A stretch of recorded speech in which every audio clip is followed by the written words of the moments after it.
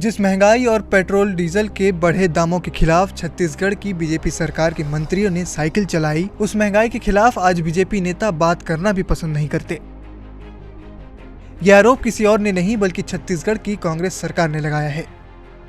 कांग्रेस का कहना है कि तत्कालीन बीजेपी सरकार के मुख्यमंत्री रमन सिंह और मंत्री बृजमोहन अग्रवाल ने साइकिल चलाकर केंद्र की कांग्रेस सरकार के खिलाफ माहौल बनाया था, लेकिन अब उन्हें पेट्रोल डीजल के बढ़े दाम नहीं दिख रहे हैं।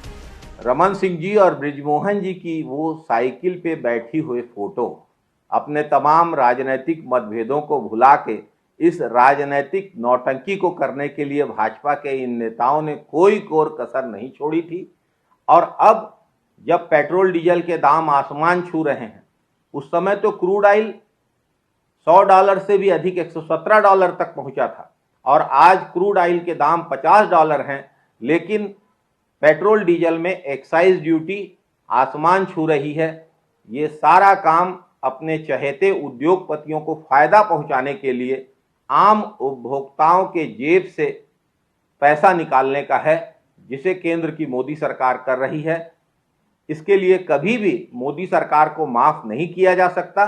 छत्तीसगढ़ के भाजपा नेताओं का दोहरा रवैया, उस समय जब महंगाई बहुत ज़्यादा थी, पेट्रोल डीजल के दाम उसकी तुलना में कम थे, और आज पेट्रोल डीजल के दाम बढ़ाकर महंगाई बढ़ाई जा रही है, लेकिन छत्तीसगढ़ के भाजपा नेताओं को आज वह नहीं दिखाई देता, क्योंकि केंद्र में उनकी सरकार है। बीजेपी ने कांग्रेस के आरोपों को सिरे से नकारते हुए पेट्रोल डीजल के दाम बढ़ने को वैश्विक महंगाई करार दे दिया।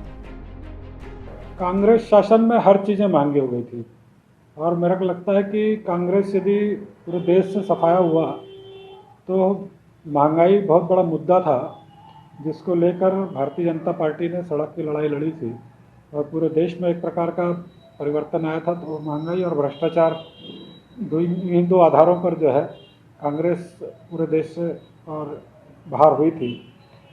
लेकिन वर्तमान परिस्थितियां भिन्न हैं। यहाँ पर जिस प्रकार से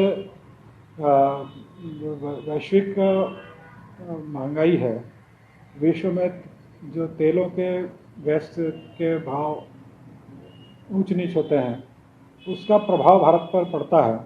तो स्वाभाविक रूप से वर्तमान परिस्थितियाँ जिस प्रकार से वैश्विक बाजार में दिख रही हैं, उसी का परिणाम है कि यह स्थायी नहीं है, यह अस्थायी व्यवस्था, अस्थायी वृद्धि है।